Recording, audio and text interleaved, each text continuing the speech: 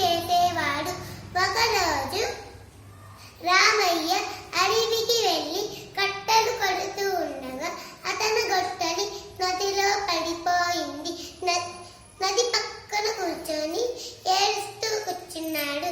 నదిలో నుండి జలదేవత వచ్చి, నువ్వు ఎందుకు ఏడుస్తున్నావు అని అడిగింది.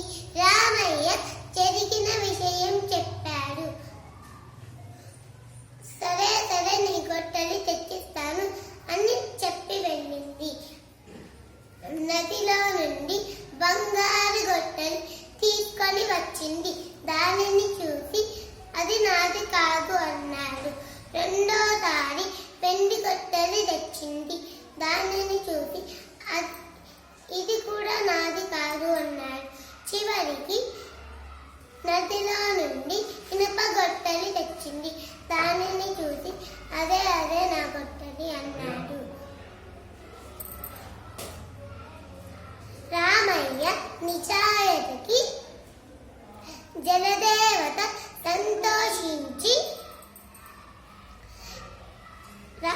జలదేవత బంగారు వెండి గొట్టలి ఇనుప గొట్టలి రామయ్యకి ఇచ్చింది. రామయ్య ఇంటికి వెళ్ళి ఆనందంతో జీవనం చేశాడు. నిజాయితీకి మించిన సంపద లేదు.